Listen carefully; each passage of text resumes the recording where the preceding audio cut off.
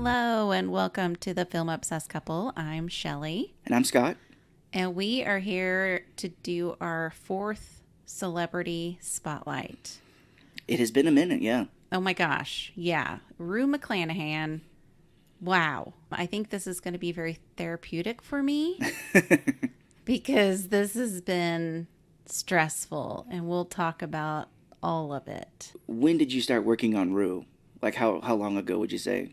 I think it's been 3 months. 3 months? I'm assuming you will get to why it took you so long. Yes. Okay. Absolutely. And if this episode ends up being 3 hours, sorry.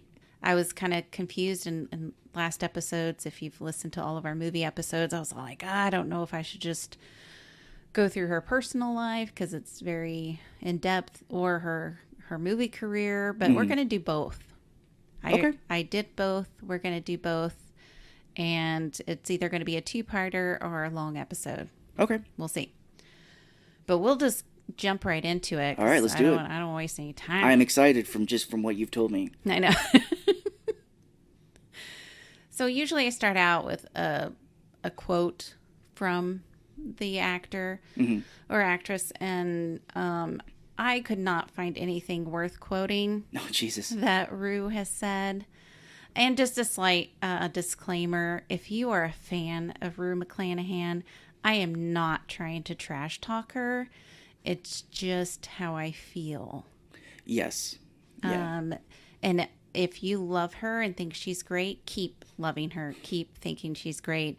I don't want to change your mind, but I am going to tell you a bunch of stuff in here that you may not like. Yes. So I'm just going to use a favorite quote that she likes, which is... I like dicks. Well, that could be... She'd have some southern thing to say about it. She talks weird in her book. Yeah.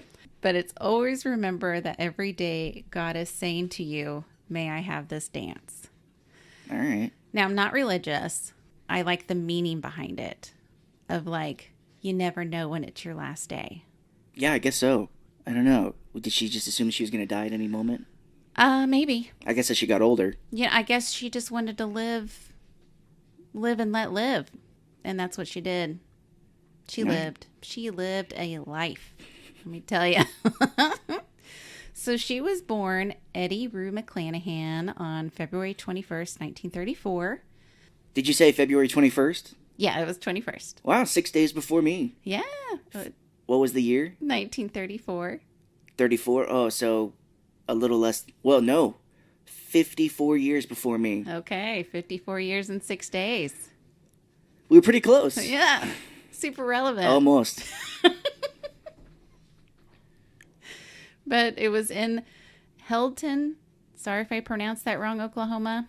She was the firstborn of her parents, Dreda Runell and William McClanahan. Her mom was a beautician and her dad was a building contractor. All right. So, per Rue, I'm going to say that a lot because I don't know what's true. Per Rue, she was of Irish and Choctaw descent. Her great-grandfather was named Running Hawk according to her autobiography, My First Five Husbands and the One That Got Away. So, like, on the first page of that book, did it say, like, sources needed? Like, when you first opened it, it was like, like on Wikipedia, they used to, I don't know if they still do, but when there would be a quote that's not backed up, it would be like, citation needed. Mm-hmm. It's like, Rue McClanahan's 5 husbands and the one that got away, citations needed. Yeah, this whole book would be like that. I'm 100% Choctaw and 100% African American and Italian. Like, okay, we get it. Irish, yeah, Irish and Choctaw. In her book, Rue explains that she would call her mom Mother and her dad Bill. Citations needed. Oh, God. Who never showed her any kind of affection. Oh, Jesus. So this is kind of the start of everything because, I don't know, I think if you have daddy problems, you have sex problems. So yeah. I'm not a psychologist. That is not anything concrete. You can disagree with that. Just my feelings. Citation needed. During the Great Depression, when Rue was a toddler, they moved to Durant, Oklahoma, while her dad went to serve in the military. He was gone for 3 years. Damn. And returned after the Pacific War was over. When her mom was about to give birth to a baby sister, Melinda, Rue, who was 5 years old at the time and was doing acrobatics, she broke her arm. Mm. So, her mom's in labor. She's going outside doing some cartwheels, breaks her arm. Good times. Yeah, terrible timing. Yeah. She was sent to the doctor, who gave her ether. According to her book, she died right there on the table. The doctor revived her, set her arm, and sent her home. Again, this is what she stated in her book, and I don't know if she really died or if it just felt that way because ether was used as an anesthetic at the time. The family would move again when Rue was in 7th grade to Ardmore, Oklahoma. Sorry if I pronounced that town wrong. I'm not from Oklahoma. Even though the town was about 60 miles apart, it was a rough move for Rue. Oh. They were out in the country, which I'm like, cool. But it was hard for her to make friends because when you're young, you want to be outside, especially like if you remember when we were young. I mean, my God, I was out riding my bike. Mm-hmm. I was walking. I was, if there were kids around, playing kickball, a bunch of stuff outside. But Rue decided when she had her birthday, she was going to invite some people at her school to come to her birthday party. Oh, okay. Which was out at her house. Nice. So, of course, everyone she invited showed up. Oh, good. That's not where I thought that was going. Yeah, I know. This was the beginning of her being the most popular kid in school. Okay. I see where we're going here. Mm-hmm. Good for her. I remember popular kids in the day, and there was only a few that were really nice. True. Maybe it was different back then, though. It could be. I wasn't alive, so I can't judge. During the last 2 years of her high school, she had her own business. Jesus Christ. This is kind of crazy. Yeah. She is smart. I will give her that. Her dance instructor had moved out of town and asked Rue if she would take over. All right. I mean, shit. This dance instructor must have known that she knew what she was doing. So Rue's parents was like, sure, pursue your dreams, but you have to keep your grades up. Okay, that's good. Seems reasonable. You wouldn't think that would be a big priority back then. Right. Yeah, no, true, because they were like, you need to stay home and work on the farm. Yeah, my grandmother dropped out of high school when she was 16. Yeah. But school was important to her parents, which you'll find out. So Rue had high expectations of herself. She had to be the top student because both her parents were valedictorians of their class. I see. Okay. So school was important to her parents, which is why it was important to her. Yeah. Rue was voted the most likely to succeed in her small town, probably because she owned her own business and even her own car. Jesus Christ. Yeah. This would be about like what, the 40s? 50s-ish? So she was born in 1934? Yeah. It's like 1950s. 50s, yeah. It would have been the 50s, so yeah, I guess that's pretty... I'm just thinking of it being like Grapes of Wrath, like dirt farms and... It could be. Well, it could very well still have been, but yeah, the 50s. Yeah. But her parents taught their children that nothing was out of reach. They could be and do anything they wanted, no matter what sex they were.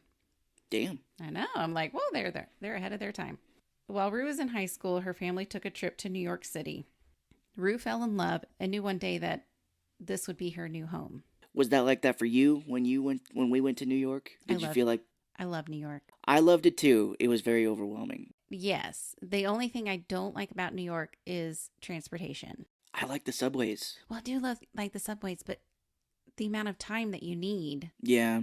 Like, it's so convenient to jump in the car and go to Walmart if you need something. That's true. But if we were in New York, you'd be like, okay, I need like 2 hours to get to Walmart and back. Get some groceries. That's true. And how would I carry them? I don't know. I don't know if I would want to live there. Yeah, it would be expensive. If I was living like she was, probably something bigger and better. But like, I'm almost 35 and have lived in Missouri my entire life. And I go to New York and I'm like, this is different. Yeah, it was definitely different. But I don't know. There was just something about the atmosphere. Yes, that I agree with. I mean, even though some of it was kind of scary, but it was just like, I could be anything I want. Yeah. I could be myself. Like the first time in my life, I'm like, oh, people don't give a shit. I'm just going to be me. Very true. But even though it seemed like things were going perfectly for Rue, it wasn't always smooth sailing. She had to drop her typing class, one, because she was failing it, and two, she wanted to be in a play, and doing both was too much. When would we ever need typing, she said. Right, exactly. we don't need that. I'm not going to be a secretary. What? So Rue graduated cum laude and was offered 2 full scholarships to college. Damn. Yeah. She enrolled at the University of Tulsa, majoring in German and theater arts. Okay. I mean, I don't know where those two come into play, but she was probably like, German men are hot. maybe. I need to know how to speak German. Well, I'm sure we'll get to her husband's, maybe if she's married to like a Rolf. We'll get there. So after college, Rue got a job at the Erie Playhouse in Erie, Pennsylvania as an ingenue. And this is a new word for me. So if it's new for you too, let me explain what an ingenue is. It's an innocent or unsophisticated young woman in a play or film. Okay. So just maybe a little. I've heard the word, but not the definition. Yeah, and I even had to put it out phonetically on how to say it because I'm like, what? But this is when she would change her name from Eddie Rue to Rue. And she would also meet her first husband and fellow actor, Tom Bish. No German name. I know. Wait. Well, Bish, maybe. He's a Bish. It wasn't the fairy tale she had always hoped for, which was falling in love and, living happily ever after. I think everybody kind of wants that kind of fairy tale. Yeah. What I got from her book is she had all the red flags about Tom because he was an asshole. I see. But she just couldn't stop loving him or maybe pining over him to love her. Could be. I think she just was all like, hey, I like you. How come you don't like me? But in 1958, when Tom knocked Rue up, they ended up getting married. You say knocked her up or knocked her out? No, up. Oh, okay. Yeah, there's another husband that knocked her out. Oh, Jesus. But Tom just knocked her up with baby. She got a baby. So they're like, well, shit, I'm pregnant. We got to get married because that's what you did. Yeah, I guess so. Surprised they weren't already married at this time. True, because religion. But her parents taught her she could do anything except raise a child on her own. Tom was extremely jealous and drank a lot, according to Rue's book. Rue ended up getting too sick during her pregnancy to continue working at the Playhouse, so they moved in with her parents in Ardmore, and Tom would do some construction jobs with her dad. Tom became more and more withdrawn and seemed to get angry when she showed any emotions besides sexual. Jesus Christ. One evening, she wanted the reassurance of his love. He told her he loved her but wasn't in love with her. I see. I mean, that cuts deep. Yes. That is like, ouch. Nobody ever wants to hear that. And I don't even think it's true. I think it's just a nice way of saying, I don't really like you. Yeah, I think so. So she became hysterical and started sobbing. And he called her a stupid bitch and a fucking cunt. God damn. Yeah. According to her book. Then another night he would want to connect, like sexually. Mm-hmm. They ended up playing strip poker, getting a little flirty with one another.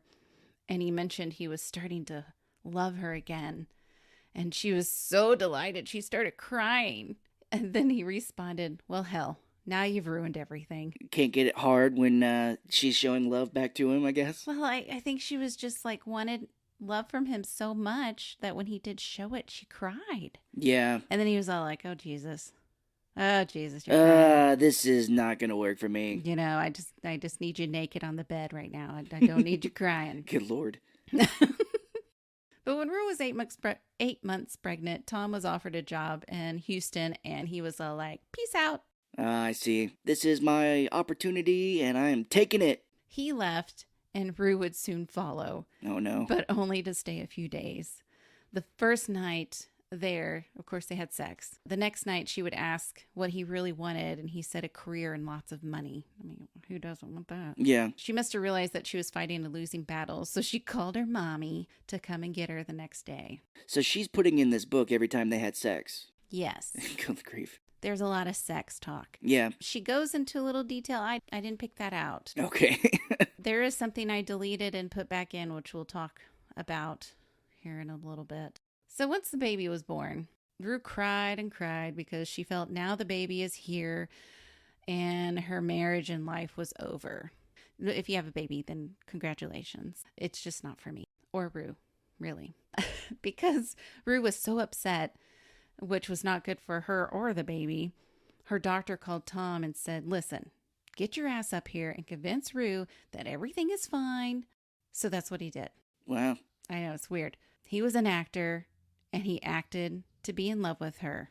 Rue thought it was just like the movies and everything was going to be okay, but it wasn't. No. Husband 1 of 6 or 5. 1 got away.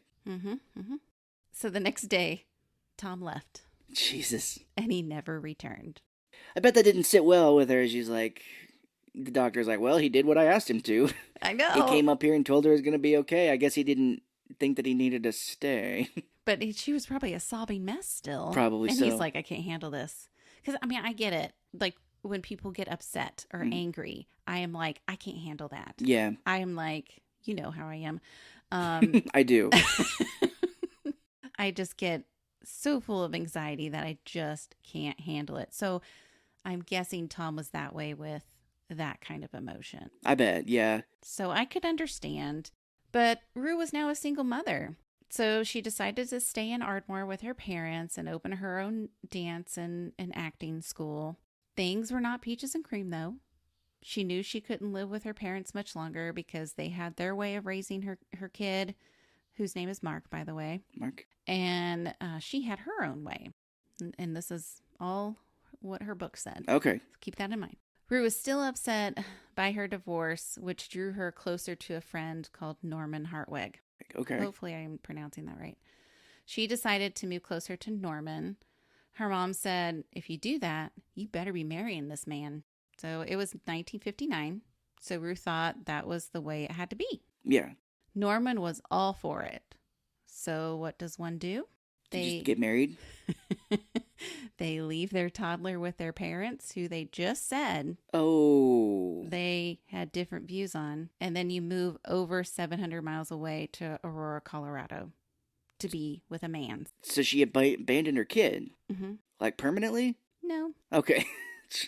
I wonder how, I'm sure her son is all kinds of fucked up or has feelings about this, but I was like, I wonder what he thinks about reading this, but I'm sure he knows all of it already. Yeah, I kind of wanted to dive into his life to see if he was messed up, but I didn't have time. Yeah. So this is about Rue, and that's what we're going to stick with.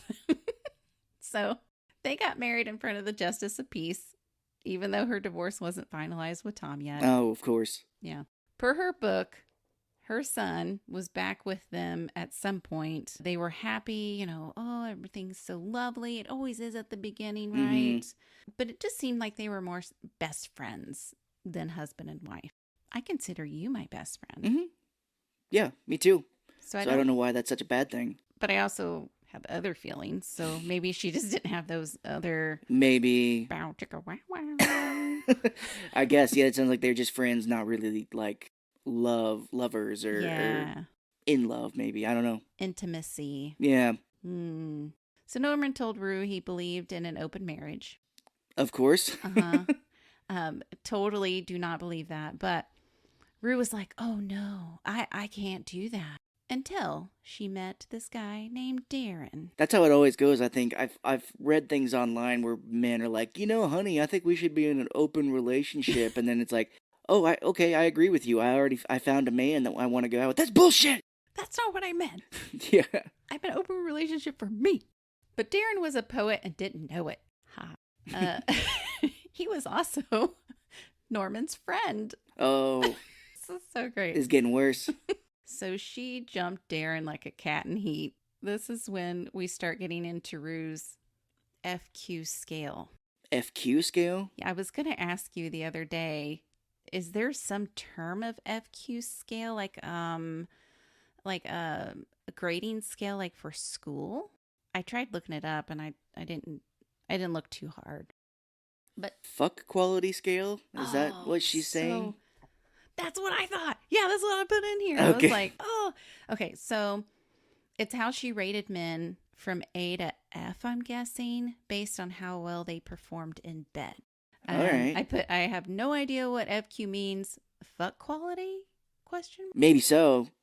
Boy, she has A through F that She she's never looking got for. to F.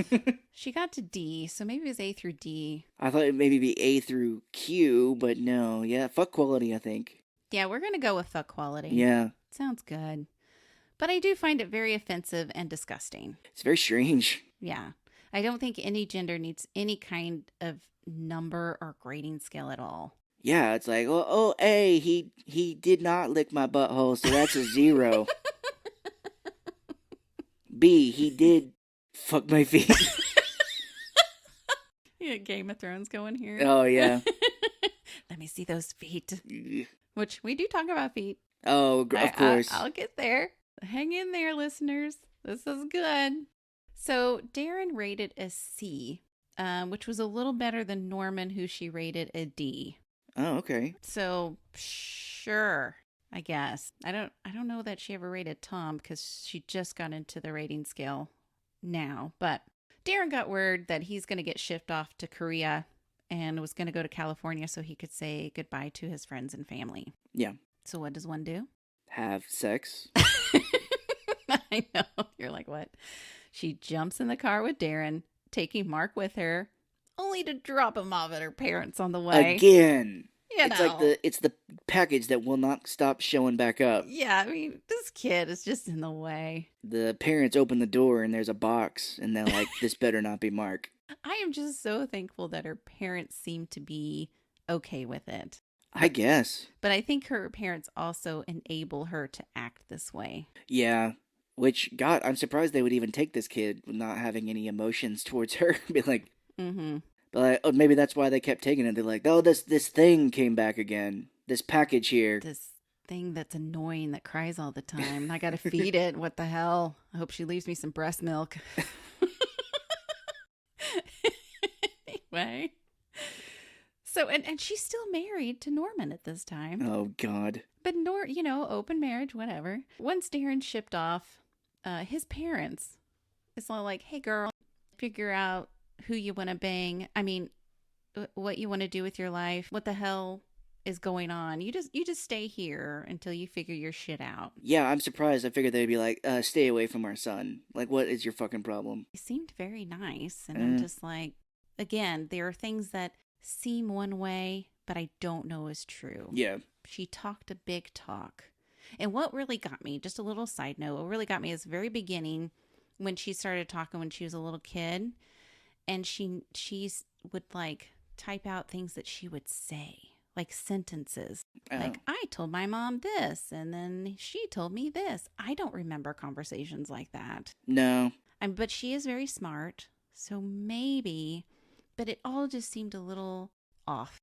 Well, I mean, it is her writing this book, so maybe she's like, they were like, you gotta figure out what you want to do, and we love you, and just please figure yourself out. And they're like, figure yourself out. Yeah. Like, what is your fucking problem? She heard what she wanted to hear. And in reality, they're like, oh my God. Yeah, they're like, figure yourself out, Rue. In her translation, it was like, you need to figure yourself out and really think what you want to do. You just let us know if you need anything. You're fucking our kid's life up. So she was about to make $2, which was a fortune at the time. Yeah. But she would be posing nude for an art class. Oh, why didn't I think of this coming? Mm-hmm. When you said $2, I was like, oh, was she Playboy or something? Close. Close. It was only temporary, though, because, she's got morals and shit. Yeah, sure. It's funny how those morals come and go. Yeah. She found a job being a singer and a dancing waitress shortly after that. So she went to her art teacher, Randy, and she's all like, I can't. I'm not going to be posing nude anymore. Sorry to break your heart. He was like, hey, how about you come over and have a farewell glass of wine with me? Oh, no. Rue knew that this was not just going to be a glass of wine. When she showed up, he had a mattress on the floor. Classy. What? That's what I said too. Like, really, in parentheses, I put classy. Oh, we are one. And then there was candles all around it. And he was on her like a cat in heat. Did she write that in her book? Oh, okay. I was like, that seems like something that she would have written. And she enjoyed every bit of it. Oh, God. No, of course, plagiarism. I used a lot from her book, Yeah. but it is in my own words. So, Well, if you're quoting the book, I don't think that's plagiarism. no, there's some quotes in here. I just No. can't read the whole book. Yeah. While in California, she would get a few acting jobs and go back to Ardmore to visit Mark on the holidays because obligations and shit. She's like, oh, shit, I have a kid. It's just real motherly of her. Soon she was able to get Mark and bring him back to California. Norman would write her that he was coming to visit because, I'm your husband. Mm-hmm. Beware, here I come. Beware. And they decided to give their marriage another try. Because, she doesn't have any man right now. She just fucked the art teacher and that was it. Yeah, just on his lovely mattress with candles everywhere. Yeah. It'd be funny if, that man later died in a house fire. All those candles. That would suck. And I think she did rate him, but I took it out, so I apologize for that. This rating system is insane. Yeah, because I was like, this is stupid. I don't like it. Yeah. But it is kind of relevant to the whole picture. I give him an A for art. She seemed to like it, so I'm guessing he probably got a high score. Jesus. So she dropped everything in California when Norman wanted to give it another chance and moved back to Colorado. That first night back, they made love, even though she was just so tired from the trip and she wasn't protected. Like protective sex? Yep. Wasn't that a myth back then? Oh, just wait. Afterward, realizing that Norman didn't pull out. Oh, God. She's like writing this. This is still her words. Yeah. She did say pull out. Oh, wow. She told him she was pregnant right after. Like right after he didn't pull out? Right. Like after they're done, he came inside her and she's like, fuck, I'm pregnant. Jesus. Like some things you don't have to write in a book. Yeah. She didn't want to be right, but she was right. Norman, you came inside me. You can't do that. You gotta pull out. Gotta pull out, Norman. I'm pregnant. Rue didn't love Norman and didn't want to have his baby. Is this going where I think it's going? Yep. Oh, Jesus. At the time, abortion was illegal, but she knew someone that had several abortions. So what does one do? You get a coat hanger. Oh, Jesus. No. You drop your kid off with your parents. We just became a happy family the first night.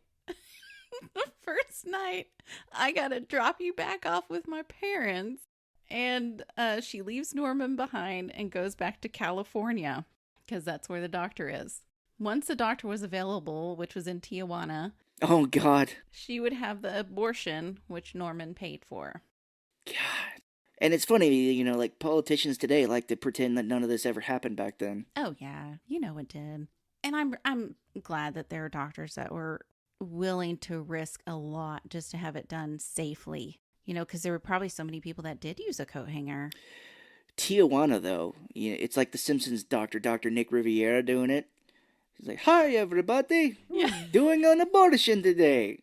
I remember when I was little, my mom would always say, well, if we could go to Mexico and get it done cheaper, like if you have any kind of surgery. Oh, I see. Oh, yes. Like if you needed your gallbladder out or I thought whatever. your mom just joked about abortion all the time.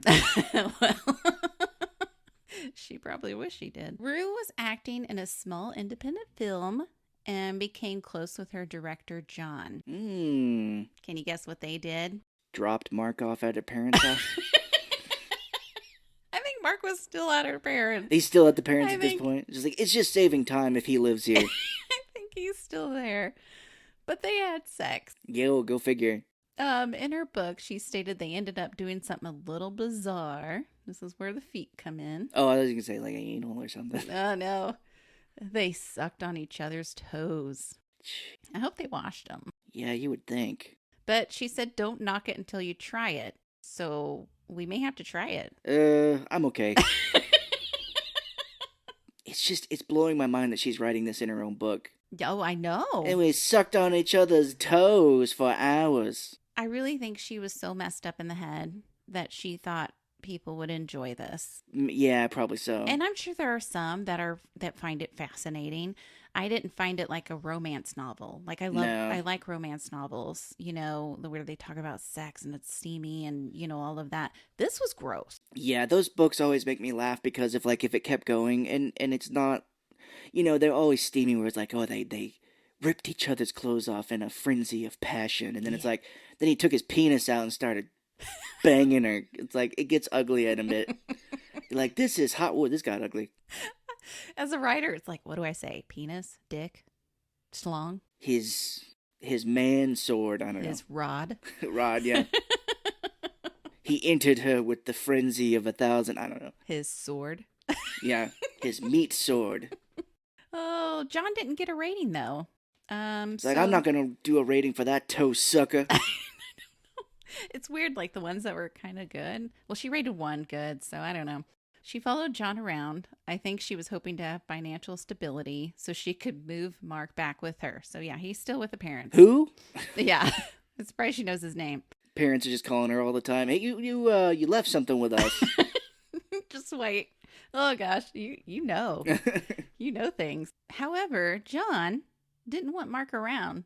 Oh no. And that was the agreement. They could live together without Mark. Wow. Mm-hmm. It's like, I don't want your kids seeing me sucking toes.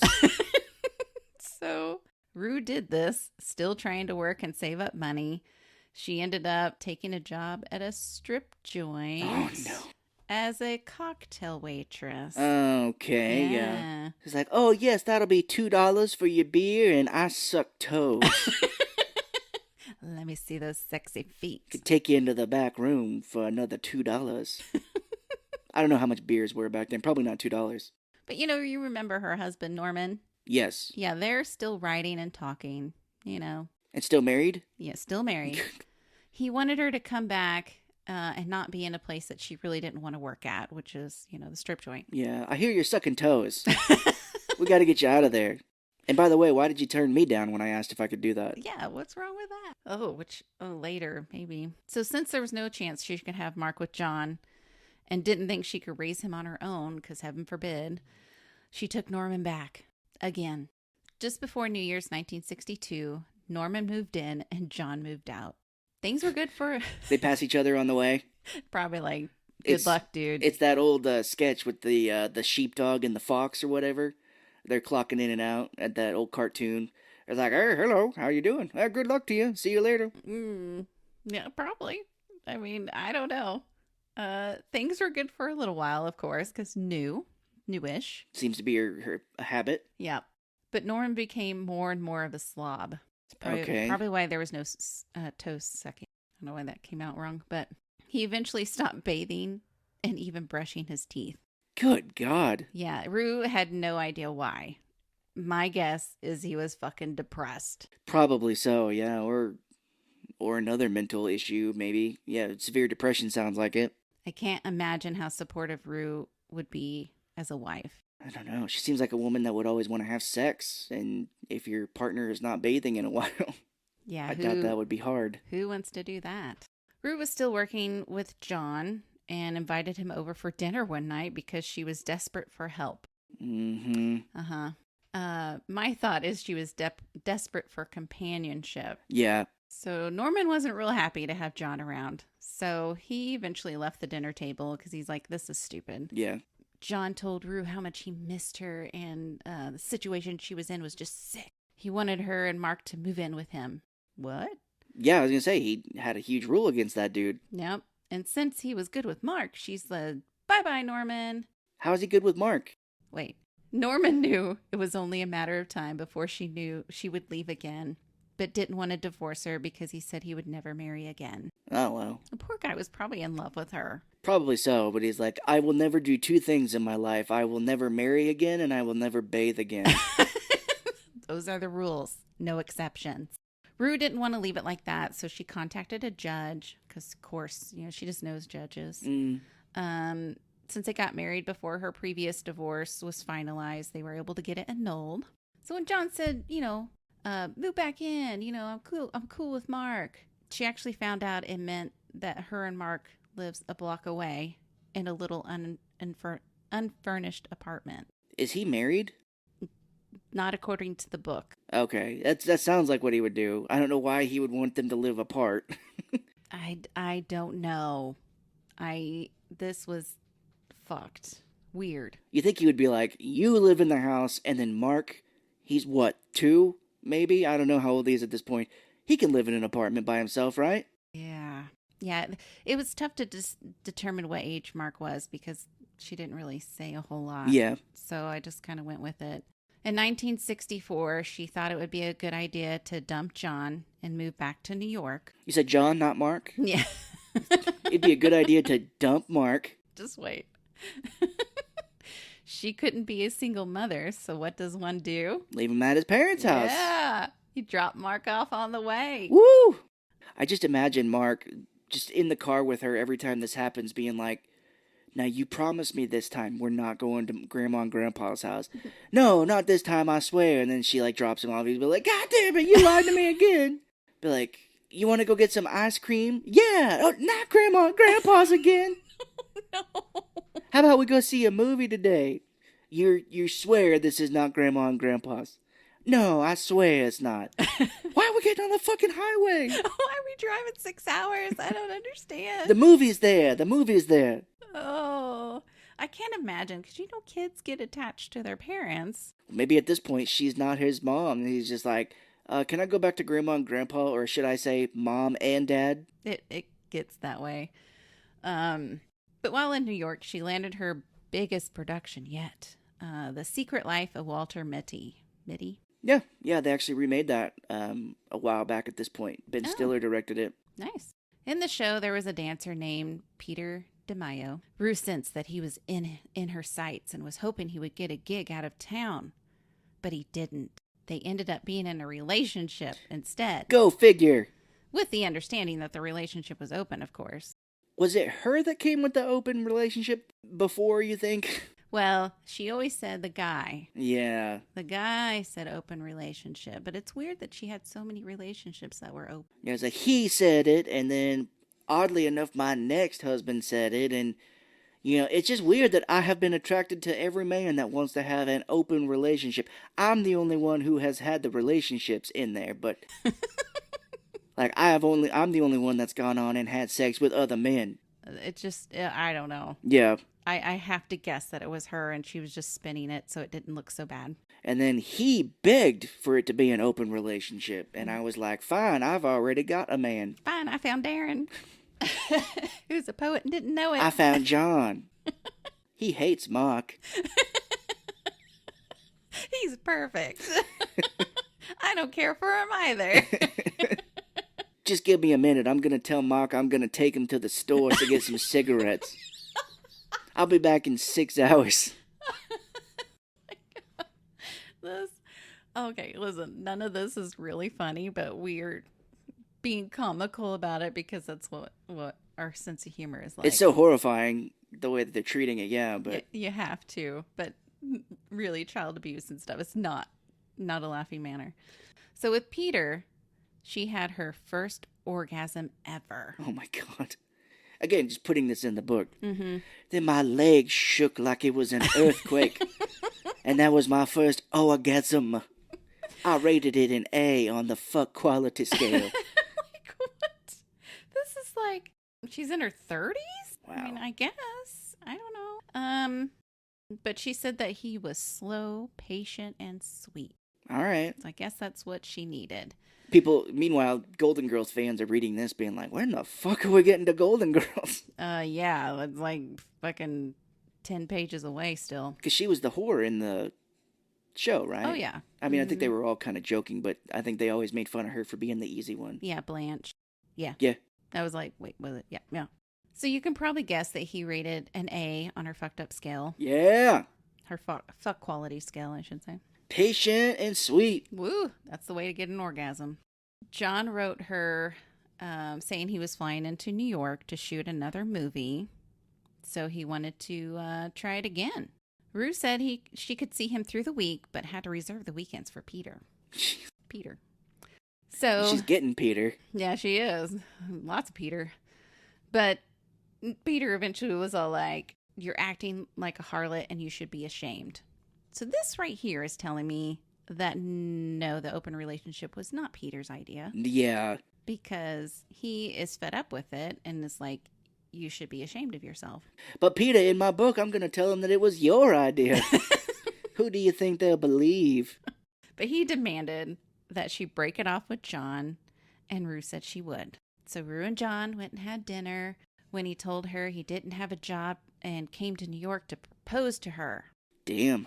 Rue thought this was the most romantic thing ever and wanted to say yes, but she promised Peter that she would say no, and her word is her bond. Right. Look, I don't know how I can say this. Peter gave me an orgasm. An orgasm. Roll those R's. I don't know. So she's all like, sorry, John. Got to stay with Peter. So Mark has been gone this whole damn time. Staying with the parents. And we're like, what about Mark? So is what she never said.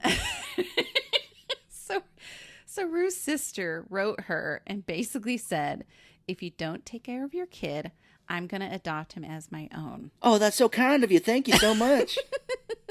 Rue later found out that her sister really had no way of adopting him, but wanted to startle her into taking care of her own goddamn son. You're telling me you're not taking my kid? What the fuck is this? Mm-hmm. So when Peter mentioned getting married, Rue was like, hey, how about next week?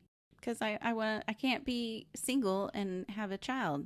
So she was desperate to move Mark back and thought it would be possible with a husband. All right. It's like, oh, by the way, I have a kid. Yeah. What? Peter's like, who? Mark's like, who? She knew it wasn't a good reason. She even put this in her book. It wasn't a good reason to get married, but she just felt like she had nothing else to do. Yeah, that's how you always want to get married, when you're in a bind. Of course. So they married April 1965 in a brief ceremony and had a 3-day honeymoon where, Peter insisted that they have sex every night. Rue would regret marrying Peter because, surprise, surprise, he was an asshole. Oh. So, for example, when she made breakfast and broke the yolk on the egg, he would imply that breakfast was ruined, because you can't have a broken yolk. Oh, God. You're pointing things out that I do. Like, when something goes wrong, I'm like, this is ruined. But Rue felt like she just may go to hell for this because she broke the yolk. I mean, that's how bad he made it. He sounds like a religious dude. I don't know. Although, having sex before marriage, maybe not. True. But she said, sexually, he was warm and sweet, but when they argued, he would turn into another person. He was very harsh and wouldn't back down. He slapped Rue across the face, warning her not to disagree with him or display anger towards him, or she would get much worse. So, probably pretty religious then? Yeah, I'm thinking so. Yeah, it lines up with the religion. So this lasted 7 years. Jesus. Because she was twice divorced and didn't want to have another divorce under her belt. All right. The book title would say otherwise. Yeah, right. Not only was this traumatic for Rue, but it was also for Mark as well. Who? There is an incident with her son that we'll talk about in a minute. So in 1966, Rue was still married to Peter. She was acting in a musical called Take Me Along. So she also landed a leading role as Lady McBird in the play McBird. Go figure. Yeah. She earned the off-Broadway minimum of $50 a week for 9 months. She was offered a job through Hartford Stage Company for $175 a week. They agreed to hire Peter as well for $125. So a little less. Rue was all like, hey, can you just make it $150 each and just don't tell Peter? Because he's a dick. What's funny is, like, this whole time we really haven't talked about her acting. It's like that doesn't seem to be what she's interested in. No. It was a lot about her sex. She did talk about some things that she was in. But yeah, and there's some other things that I threw in here. Like, this isn't just her book. I also threw in some other stuff that I found. Oh, yeah. So, yeah. I mean, if you want to read the book and get more detail, you certainly can. I did like how she pointed out how much she got paid, because I find that just so fascinating. Yeah. Of how much she got paid versus now. And it's very interesting that she stood up for Peter. Like, she had the power at the time. Like, I wouldn't think that women would have the ability to negotiate that for other people. Mm-hmm. But she must have been pretty good, I guess. Or Oh, no. not being truthful. I don't know. Oh, I thought you were going to be like, or she's having sex with the guy. Or she's having sex with the producer. I don't know. No. They moved from New York to Hartford, Connecticut for the job. Through the Hartford Stage Company, she played leading roles in Skinflint Out West, the Three Penny Opera, as well as others. She loved playing a frumpy maid in Noel Cowart's Hay Fever, Mm-hmm. even though she would have loved to play the leading role, of course. Who doesn't want to be a leading lady? I had sex with that man, and he still didn't give me the leading role. He's like, I think you would be great as a frumpy maid. Yeah, that's more like Lucille Ball, I think. She was into doing it with the bigger guys to get a role. Yeah, that's true.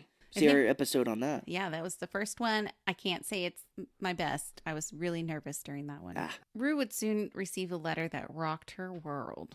It's from Mark. Mark. I'm your son, remember? Oh my God. Norman was in a terrible car accident, which was around April 1966.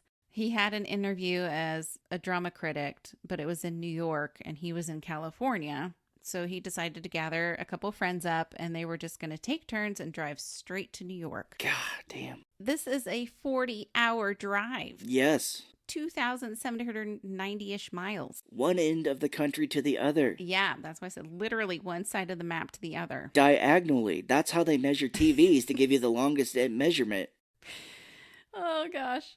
So Norman, he drove the first 8 hours from LA to Reno.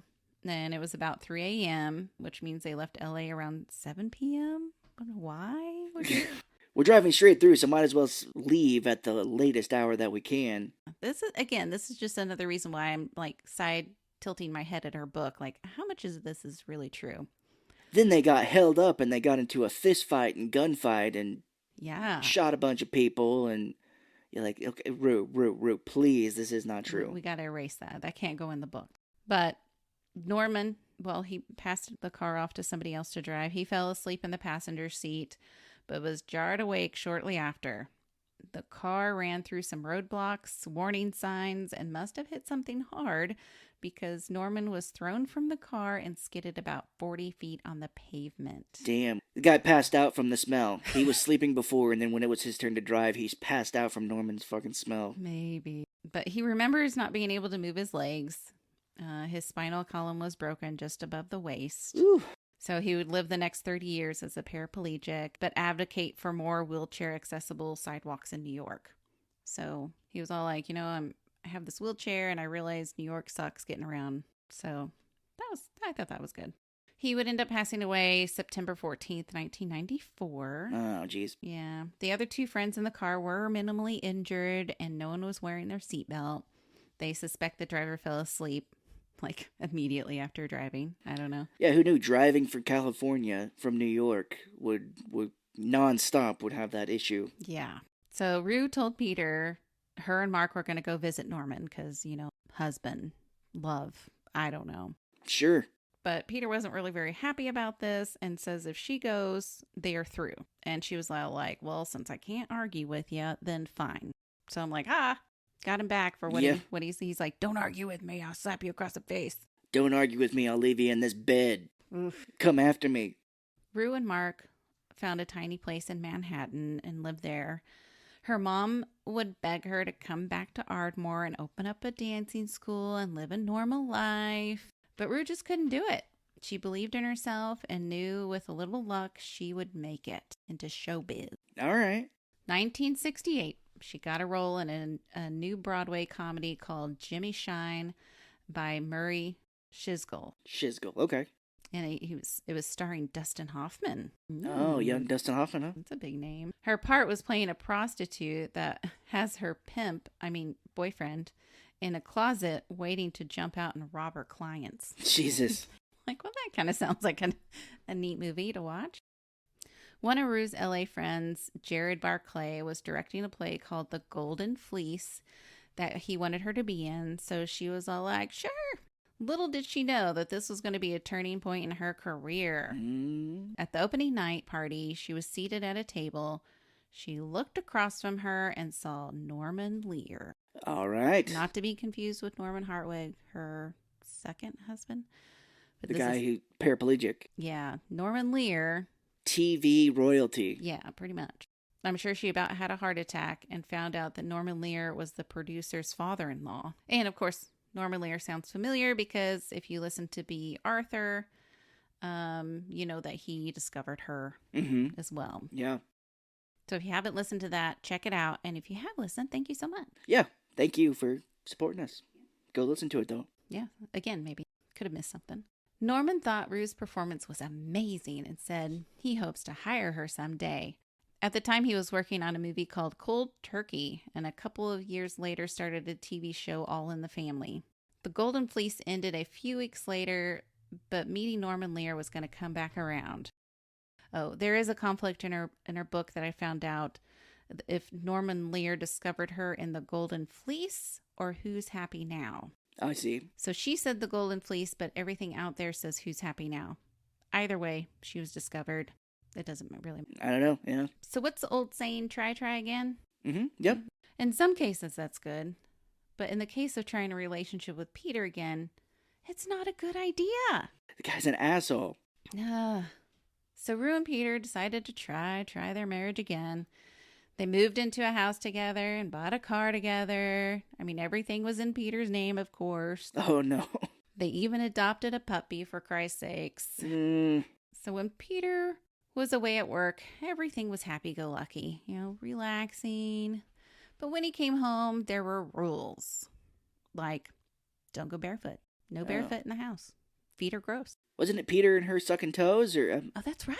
I'm losing track of these men. That's weird. He's like, look, I've tasted your toes. Cover that shit up. I didn't even put that together until now. Don't touch his turntable. Well, I mean, come on. That's... Yeah. And don't even think about going into a sacred den. Okay. Yeah, don't think about it. So Rue and Mark felt that they couldn't really relax around him, always having to walk on eggshells. They were afraid things would get physical if they did anything wrong, and they were right, which we'll get to in a minute. I see. Before that, in February 1970, Peter and Rue were in an off-Broadway production play, playing husband and wife in The Dark of the Moon. That May, she was selected by the Village Voice Obie Awards to receive a Best Actress Obie for her performance in Golden Fleece. All right. Wait, record scratch. Per Obie.com, the source, and several other sources, it was her performance in Who's Happy Now.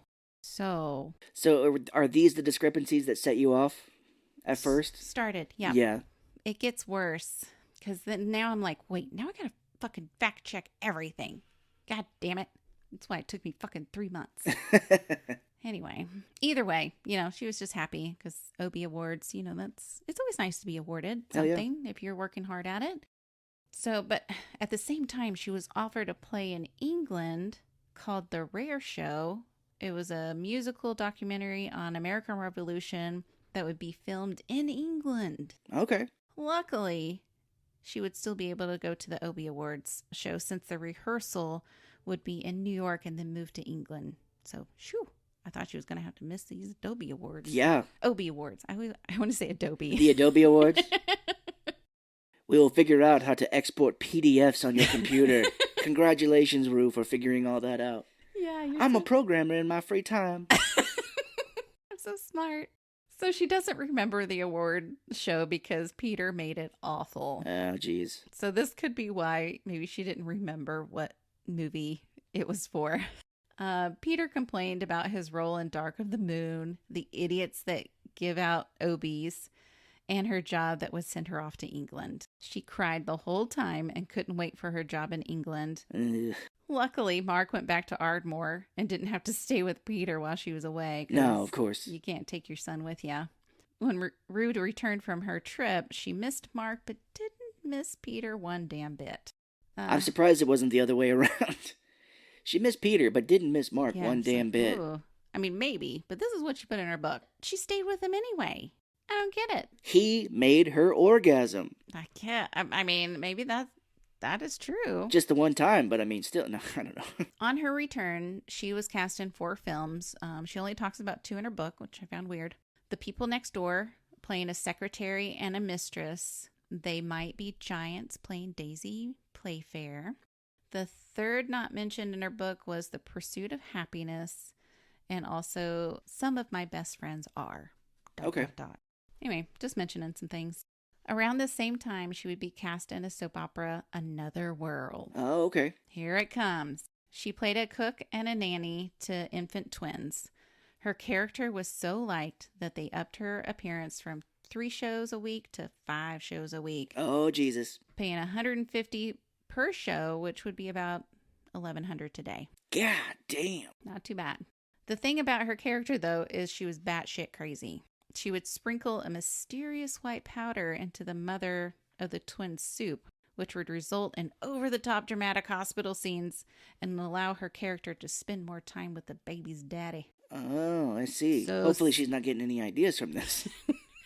So it's very scandalous. So one day, Rue received a letter from a fan, and it stated, "While I admire your tenacity, you're obviously using the wrong poison." She would continue the letter saying which poison to use. "Just use a pharmacist who owes you a favor like I did, and soon you'll be happily married to John, who is the baby's daddy. It worked for me. Sincerely, Miss X." Shit. This is a real life person. Like I did. That's horrifying. Yeah. Rue would say that soaps are a strange world with a strange audience. I mean, yeah. Also, the most boring work she's ever done, comparing it to soggy cereal. Jeez. Soaps are boring as fuck. Convince me otherwise. I remember watching soaps as a kid, and I was just like, oh my God, I can't even. You almost have to watch them from beginning to end to even know what the fuck's going on. Yeah, whenever I'd have the day off for school, my parents would just leave me with my grandparents taking a page out of Rue's book. It was not a 6-hour drive, but my grandmother... Did you get ice cream? They told me I would, and they dropped me off there. My grandmother would watch her stories, of course, as she said. Right. And it was so damn boring. Yeah. No.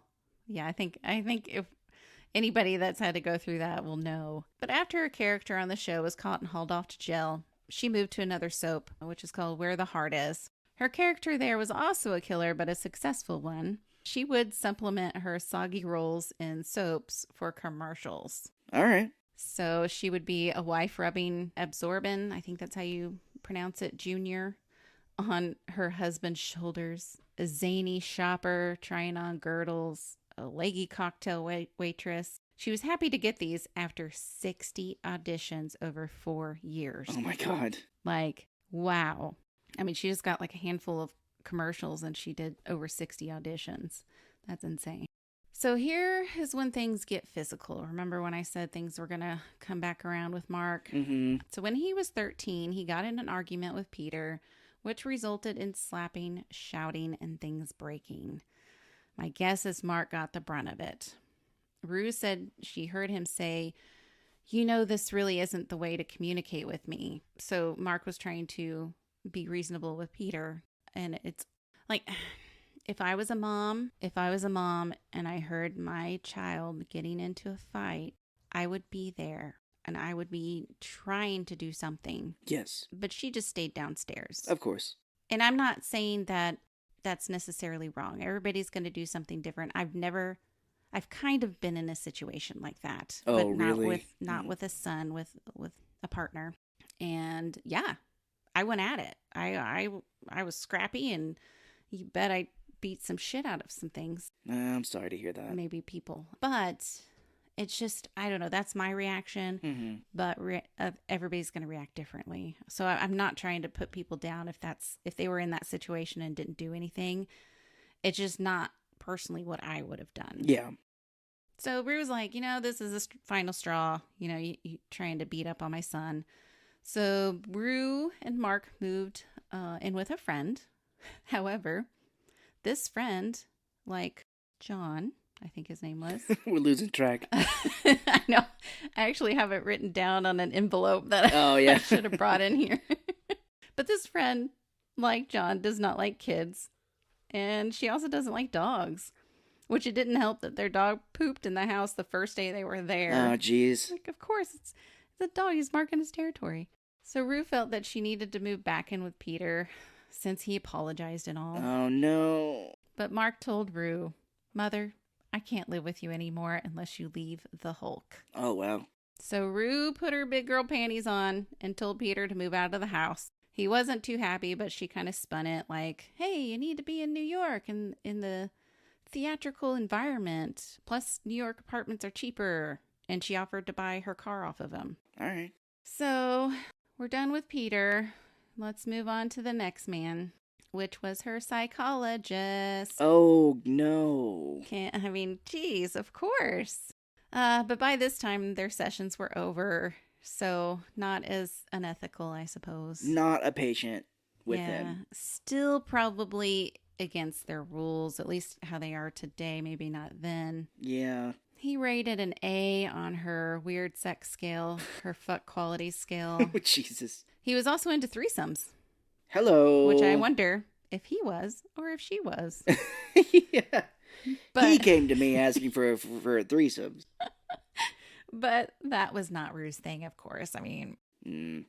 So she invited him to a play opening where he ran around like a child and said inappropriate, embarrassing things to people. Oh, wow. I just found that so funny because, he's a psychologist, so you kind of think of them as being a little professional. Yeah, and kind of know what to say and what not to say. Like they would have their shit together. But then he's all like, ooh, I'm in a different environment. I'm free. I'm going to be fucking weird. Oh, but remember Norman Lear? Yes. So, sitting across the table. He's coming back. He wanted her to audition for a role All in the Family. Okay. She auditioned, but was not able to do the role because it conflicted with a movie she was going to be in. Per her book, Norman told her, don't worry. I'll find you just as good of a role when you're done. You just do your thing. Mm-hmm. The movie she couldn't pass up was a PBS production of The Rimmers of Eldritch. You know this one? No, I just rimmers, like eating butt, eating ass. Oh, they were ass-eating Eldritch people. I don't know. It's about a murder in a small town with big religion leading to the trial of the wrong person. All right. Rue played the owner of the Hilltop restaurant who befriends a young biker. Who likes to rim. Oh, I'll rim your asshole all day. And suck your toes. You rim my asshole, I'll suck your toes. How's that going to work? It's not 69. What is it, like 77? I don't know. Yeah, it'd have to be like that. It's the 79. Rue was done. Norman Lear called her and was like, get out here and be in my show, All in the Family, goddammit. Because that's what he said. God damn it, get out here. Yeah, that movie sucked. All it was eating ass for an hour and a half.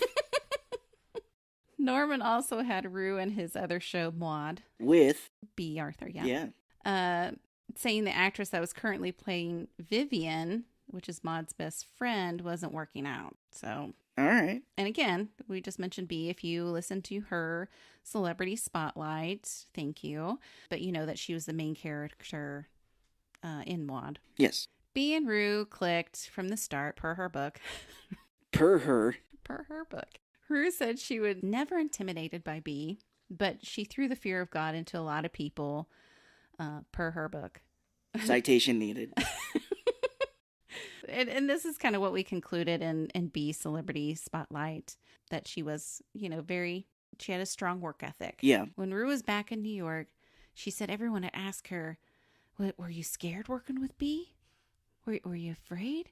And she just laughed and said, no, I had a ball. Like she was some wild animal. Yeah. Oh, did B go after you? I'm sure if somebody didn't do something right, B would call them out on their shit. Yeah. According to Rue's book, her son Mark was miserable at his school and wanted to go back to Ardmore. Not sure if he wanted to go back or if she wanted him to go back because she didn't have a steady man in her life at the time. Oh, yeah. So I found a great school for you. Let's go drive 6 hours to go look at it. Either way, her parents welcomed him with open arms. They were cool with it. Rue would hire a 23-year-old aspiring actor to do some yard work in her yard. Oh, boy. She found him funny and sweet, but off limits. I think we all know I'm not talking about this because nothing happened. Yes. Per her book, He flirted with her and kissed her on a grassy hillside, which is right where they did the dirty.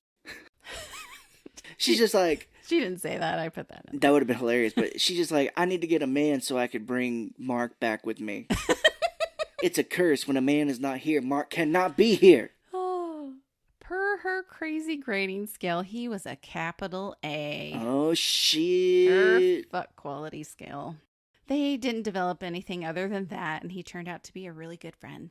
Okay. They're just friends. Fuck buddies. Whatever. 1974, Norman called again, asking Rue to move to California and be a regular on Maud. God damn it, just come out here. Yeah, I know. Rue let her son Mark know she was moving to LA, and he was all for it. So that's what they did. She's like, no, I said I'm moving to LA. She's like, do I have to pick you up on the way? Jesus. Rue admitted in her book that she had a crush on Norman Lear, who was married. Kill figure. And she would never do such a thing. And I have to say, it crossed my mind, and wondering if anything ever did happen. Mm-hmm. But I'm thinking not, because Norman Lear's a respectable person. Yeah, he seemed okay. I don't know of any, I don't know enough about him to know if there was any controversy with him. Yeah. But Rue would end up earning $1,500 a show, which today would be about $9,000. Woo! Yeah. It still wasn't really a lot by Hollywood standards, but she was working with Norman Lear, so she didn't care. Yeah. Here we go for the next man. One day, Rue found a stray golden retriever in her front yard. Crazy. She checked the local paper, and sure enough, there was an ad that fit the description. The owner just so happened to be a single man named Tool, and his dog name was Josh, which seems a little made up to me. Yes, very, very made up. I mean, I could see where the dog would be named Tool and the guy named Josh. Her editor didn't catch that. I don't know. They're like, oh shit, you didn't catch it. That's backwards. I put the names wrong. It was just weird. But the next day, she was at his place where they had some hot tea and some hot sex. Some hot tea and some hot A. And he was an A+. Jeez. So, yeah. But don't worry. It didn't last too long. Rue would eventually grow tired of him and not really ghost him, but not really tell him it's over. So, I get it. I mean, it's tough. But the best thing to do, in my opinion, is to at least let him know. Oh, ghosting? I invented that. I mean, I don't know that I've ever done that to anybody. Yeah, I have. I've had it done. Yes. And it feels awful because you wonder, like, what did I do? Mm-hmm. What did they not like? Can we just talk about it? No, it sucks. It absolutely sucks. And I know people are like, clean break, but it's like, I don't know. It sucks. Mm-hmm. So Rue's mom would end up having a heart attack and recover for 3 weeks. Just as she was getting up and around again, she had another heart attack, landing her in the hospital. Damn. Double heart attack. Yeah, like, oof. Rue was not able to get out of work right away, but left as soon as she could. She got to her childhood home in Ardmore and received a call from her uncle saying her mom had passed. Oh, shit. Yeah, she had a third heart attack in the hospital. Yeah, damn. And they just weren't able to revive her. Like raising a young boy in your old age. Yeah, Rue was devastated, and good thing Mark was old enough to take care of himself. Like he has been doing this whole time. Yeah. Rue also mentioned that Bea and Norman Lear would be great support while she grieved her mother. It's good to have friends. Yeah. So one day, Rue was taking out the garbage and noticed that a light was on in the laundry room. She was furious that Mark left the light on and he left the sliding glass door open. So she was mad. She was pissed. She's going down this hill, just crazy. And the glass door was, in fact, closed. And it must have been really clean because she couldn't tell. But you can probably guess, she's heading towards this door thinking it's open. Yeah. She goes through this door. Oh, shit. Face first, shattering the glass door and cutting herself to bits. God. I'm talking flaps of skin hanging from her face kind of bits. Oh, God. She also severed some toes. So, I mean, after this happens, who did she call? I was going to say, did she send those toes to? To Peter? Yeah. You could suck on these now. You could suck on them like ice cubes. But she doesn't call the EMS. She doesn't call the police. None of those people that can really help. She calls Norman Lear. Okay. She explains in her book that she called him so he would get her the finest arthroscopic surgeon in LA. which he did. All right, makes sense. He's a powerful man. Side note, though, you would not want an arthroscopic surgeon. Arthroscopic is the type of procedure a surgeon would use to look at joints and such. I don't see how that would benefit her. She would definitely want a plastic surgeon, though. And Norman's like, well, I don't know. I'm not a fucking doctor. I just got you the first thing that came to mind. I just, I'm going to school and I'm learning some medical stuff. Yeah. And I was just like, arthroscopic surgeon? I've never fucking heard of that. So yeah, no, there is no such thing. So blood transfusion and some stitches later, she'd be back to work in a week. God. Can you believe it? Does she look like Two-Face from Batman? We're like, all right, Rue. Hey, Rue, welcome back. I don't know. I couldn't find anything on this. Yeah. Anything. So I'm going with it because it's a good read. She either exaggerated the severity of it or exaggerated the time, maybe. Mm-hmm. She's like, oh, God, they had to sew my face back on and my arms back on and my legs. And my toes. I was back to work the next day. But you may be asking yourself, how does glass shatter so easy? You know? It doesn't. Coming to find out, it was installed without a permit using standard glass instead of the reinforced glass for sliding glass doors. So Rue got a lawyer and was awarded $30,000 in damages. All right. So yeah. But again, I couldn't find anything online where it confirmed that she got her face stitched up and went back to work after a week. Basically, you have to have stitches in for 7 to 10 days. Yeah. When you have new stitches on your face, it's going to be red for a while. I know this for a fact because I was cut up in a car wreck, as I mention on every episode. No. It's a big deal. But yeah, I do have scars on my face, and my face was pretty hideous for a little bit. I'm not anymore. I love my face. It's good. So are we ready for the next man? Sure. I'm not. But here we go.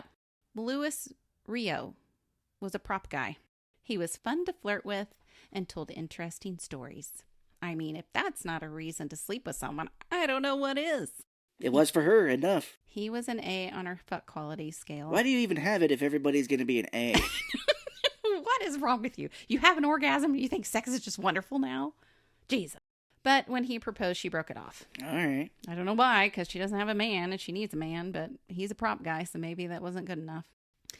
So Rue got word that Tom Bish, who was now Tom Lloyd, I'm thinking this was a mistake in her book because Lloyd is Tom's middle name. Oh, okay. Anywho, he's Mark's father and Rue's first husband. They got word that he was in a terrible accident and almost burned to death. This got Rue reconnected with good old Tom. Oh, jeez. Possibly Tom Lloyd. I don't know. We don't. Some Tom. Citation needed. His car spontaneously caught fire while he was driving. By the time he pulled over, he was on fire. Both his ears were burned off. He had burns on his face, his torso. His right arm was so damaged he could never completely recover from it. Their reconnection did not bring Tom closer to Rue or Mark. Again. He still found Rue to be annoying and just didn't want to be a dad. Kill me. He probably put the car on fire himself trying to kill himself. He's like, I can't, even though they're not in a relationship. He's like, I can't. He's wanting to say some words. This is his first word since he's in this accident. Kill me. Are you in pain? Don't want to be a dad. Oh, God. By the end of her second season in Maud, Rue was making $2,500 a show. She hired an agent who got her bumped up to $4,000 in the third season, so not too shabby. No. She's starting to rake in the dough right now. 1975, we'll move on to the next man. A Greek realtor named Gus Fisher, who she never named in her book. She just called him the Greek. All right. And I think after I get into the relationship, you'll understand why. He only like Greek food? Yes, you got it. Yeah, you're so smart. They had sex 5 times in a row, but he was only a B on her fuck quality scale. Oh, damn. Here I was thinking everybody was just going to be an A. You know, once is just enough, I guess, for her. I guess he didn't put his finger in my butthole. It's a B. B for no butthole play. They got along just fine, but she just wasn't that interested in him. After about a year later, the Greeks said they needed to get married or they would drift apart. Rue didn't want to marry him, but said yes anyways. Jesus. She didn't want to feel abandoned. Okay. Without consulting her teenage son by now, they moved in with the Greek. Yep. All right, as you do. On their honeymoon, they went to Caramel, and Rue remembers thinking, "Oh Lord, God in heaven, I don't love this man." Oh, Jesus. Why? Why? I don't love this man. It wasn't long before Rue had the feeling the Greek was using her for her celebrity status. Not the Greek. He would insist she go with him to his real estate functions, even though she really didn't want to. When they would fight, there was no shouting or fighting. He would just not talk to her or acknowledge her for days. Well, okay. I guess it beats getting beat. No, true. Or I think even she mentioned a time where she was strangled, but... Oh, that old thing? Yeah, Not too long into the marriage, the Greek would want to stop working and, go to commercial real estate school for 8 months, just to up his game a little. Mm-hmm. And after the 8 months, he needed to take a year off. He needed to decide what he really wanted to do. Just couldn't work right now. He's got to get his head straight. Don't know if you can hear my eyes rolling. They are rolling so fucking hard right now. Because, dude, by 1977, Rue had enough. They separated and then divorced. Rue would say in her book that he juiced her like a ripe tomato. I'm not sure how much he got, but it was half of everything, even Mark's college fund. Because she was starting to make some good money. Yeah. So she had probably a good chunk of change. And this guy took half. So here's a lesson, I guess, from that, ladies, is that if someone that you do not love asks you to marry them, just don't. Don't. Or if you do, get a prenup. You have the ability to say no. Mm-hmm. And, I get she didn't want to feel abandoned. Yeah. I get Tom Bish fucked her up in the head. But no, it was very costly. But, that's her choice. She made it. It's done. There's nothing we can do but talk about it. So after Maud ended, Norman talked of a new series starring Rue called Apple Pie. All right. Yeah. It's where you fucking apple pie. No, just kidding. American Pie. Rue was super excited. She would play a woman who finds herself alone in a big house during the Depression and would advertise for members of a family in the newspaper. So to get family members. Yeah, people to come in, yeah. Yeah. So I'm like, wait, was it that easy to get a new family back then? The Depression, maybe. I don't know. Oh, I wish I would have done that. If she's paying people, absolutely, I bet. I would have been like, I'm 4 years old. My mom ran off. Please come get me. Anyway. That may not have been the best thing to do, I'm sure, especially as a kid. No, I did, but knowing my luck, I would end up with a worse family. You'd end up with Mark. Oh, yeah. Mark's your brother. So Rue would be my mom. That's why I don't know her. Okay. Before filming the pilot for Apple Pie, Rue did a movie called Balls, which was renamed Players. Okay. I think that was a good call. It starred Ally McGraw, Steve Guttenberg, and Dino Martin, which was Dean Martin's son. Okay. Dino would tragically be killed in a small plane crash shortly after this movie. It was so sad. Mm-hmm. Also, sadly, the new Apple Pie show would only air 2 episodes before being dropped. Rue wasn't real happy about it, but, life goes on. NBC would offer Rue a year contract to be in 2 new pilots and 2 movies. No matter what, she would get $100,000. Oh, not bad. Yeah, for that year. She played a nurse in Mom and Me, MD, a blue-collar wife in the Great Depression and Day the Bubble Burst, a wife who gets stranded with her husband in a limo on the freeway called the Great American Traffic Jam. Okay. Clever. 1981, Rue was cast in Mama's Family, a spinoff of the Carol Burnett show. She would play Aunt Fran, who matched Mama's insults for insult. Rue was always excited to play a Spitfire role. However, the producers ended up making the Spitfire character be Mama's son's wife, who was played by Dorothy Lyman. Mm-hmm. Yeah, she was Spitfire. very sassy, yeah. Yeah, sassy. The next man on our list is a tall, handsome Yugoslavian who moved next door to her ex-husband, Norman Hartwig. And his name was Drago Stintko. He was rated A on her freaky deaky fuck scale. Jesus. After they had sex, he insisted they move in together. As you would do.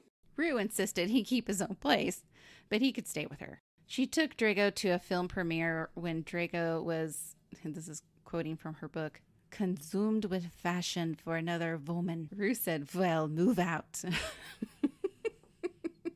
This breakup would actually be very disastrous to Rue. She couldn't understand it. She wasn't in love with him, but she felt so rejected. Of course. It was because, oh, we had sex, you were an A, and now we go to this show and you like another woman. So get out of here. Jesus. So, remember Rue getting cast in Mama's Family? Yes. Filming started in 1982. Rue started feeling a pain in her side, and it just kept getting worse. The studio doctor said it sounds like gallbladder trouble and recommended that she eat bread with butter on it. Okay. I know. And if it gets worse, let him know. Baby, I want to butter your bread. So she ate this buttered bread and was writhing on the floor. Anyone with gallbladder issues knows how freaking painful this is. Mm-hmm. I had mine taken out 2 decades ago, and I still remember the pain I was in. I'm surprised she wasn't shitting herself, too. But she probably didn't want to put that in her book. Maybe not. She put everything else in. Yeah. She's all like, I was writhing and shitting myself on the floor. I can't let people know I'm into shit play. Oh. So she was rushed to the hospital, which took 3 days of testing to then remove her gallbladder along with a portion of her liver. Okay. So here we go, medical stuff. I love it. Why would a portion of your liver be removed? Well, if you're asking this yourself, the same question, I have the answer. In rare cases, your liver can be ectopic, which means it's not where it's supposed to be. The gallbladder is just below your liver, so when the liver becomes ectopic, it can cuddle up with your gallbladder. I have no clue if this is the reason why some of Rue's liver needed removed, but it's my speculation. Yeah, sounds okay. Sounds good. So, in that rare instance, if that's true, she also had another rare case after her surgery called adult respiratory distress syndrome, which is when fluid accumulates in tiny air sacs in your lungs, causing a person not to be able to get a full breath. And it also has a 60% mortality rate. Jesus. Yeah, she was just like panting because she couldn't breathe. Fuck. And I think doctors were like, whatever, you'll be fine. Yeah. They were like, oh shit. So they had to intubate her and put her under heavy sedation for 4 days. The doctor called her dad and said, hey, if you want to see your daughter alive, you best get your ass out here. Well, his new wife, to whom no one knew he got married to, didn't really like to fly. So they drove from Oklahoma to LA. Okay. By the time they arrived, Rue's prognosis was much better. While Rue was recovering, according to her book, Vicki Lawrence, she played Mama on Mama's Family, thought she needed some cheering up, so Vicki hired a stripper to go to the hospital. The timing of the stripper could not have been worse. A friend, his mom, wife, and 2 children were visiting. Oh, no. After 3 weeks of being in the hospital, Rue left the hospital AMA, which is against medical advice. Mm-hmm. Yeah, I don't know. I guess she was like, I'm fine. I'm getting out of here. For the next couple of years, her voice wasn't the same from the intubation, which vocal cord paralysis can happen after intubation and usually requires speech therapy. But I don't think they were really concerned about that in the 80s. Yeah, probably not. She still went on to do Mama's Family. She was also a fortune teller in The Skin of Our Teeth. Later, she would be written out of Mama's Family as Aunt Fran choked to death on a chicken bone. Jesus. Yeah, what a way to go. But don't eat those chicken bones, man. Yeah, who would want to do that, though? I don't... My mom used to. Ew, really? I know. It was really gross. She would eat the gristle, which is the joint. And then eat the bone. It's gross. Anyway, moving on to number 5. Mambo number 5. A little bit of Mark. No. A little bit of Peter. On my side, a little bit of Tom. A pie. An old friend from high school called Rue to let her know that Tom Keel had just gotten divorced. Tom Keel was an old boyfriend from high school. So Rue went to Texas, scooped him up, and brought him home to marry him in 1984. Jeez, it's like a fucking trophy. I'm going to be going through Texas. I'm just going to scoop up this new husband here. Yeah. And people are all like, well, she's an actress and, she's making good money. Why not? I guess. I don't know. I don't even know what the men had to really say in this because it's just from her point of view. Probably nothing, yeah. But it was like a fairy tale to her. This was the one. He also rated an A on her fuck quality scale. Go figure. Yeah. Well, it lasted for about a year. Oh, God. And they both realized they were different people than they were in high school. Yeah, remember when you kidnapped me from Texas? Yeah. So this would be her 5th marriage, ending in divorce. And per Rue's book, she offered some advice, believe it or not. Okay. I think advice from her would probably be good since she's been through it. She said, be careful, careful, careful whom you marry. Mm-hmm. No shit. No shit. Because who was it? Was it Gus? Was there a Gus? The Greek? Was it the Greek that she didn't really love? That's right. Yeah. Yeah. I should have brought those names in because I get them all confused. Be careful. Like I wasn't when I married the Greek. I don't even remember his name. I can't even speak his name anymore.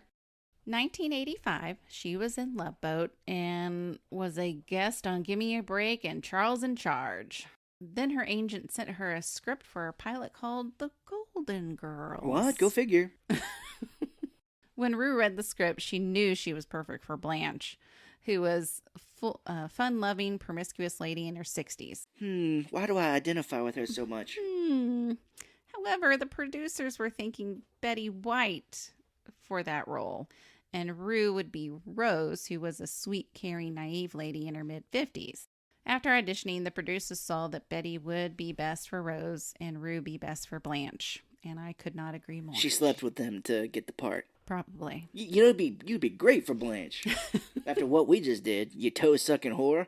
Oh, gosh. Per Rue's book, the creator of the series, Susan Harris, would call Rue and ask her to talk to B. Arthur because she turned down the role of Dorothy. Oh, okay. I don't ever remember reading anything like this in the research I did for B. I did try to dig a little bit and found per cheatsheet.com, even though the role of Dorothy was written with B in mind.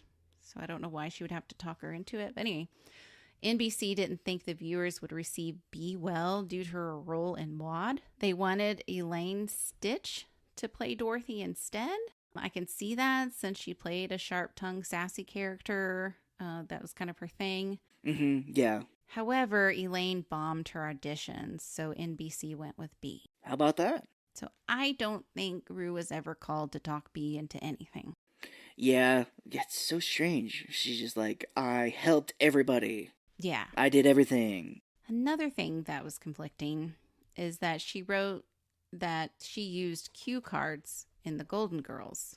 And if you haven't listened to Estelle Getty's Celebrity Spotlight, I explained that Estelle needed cue cards due to her anxiety. Per Rue, everyone needed it because they were not given time to learn the script. Uh-huh.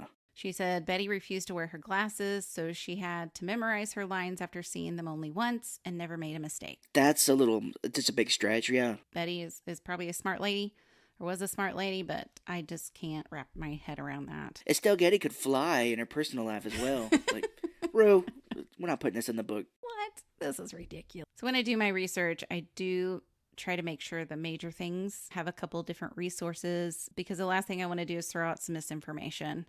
I'm sure it's bound to happen because I can't check every little detail. Yeah. However, I do try to at least bring as factual things as possible. So here's where I get a little over the top.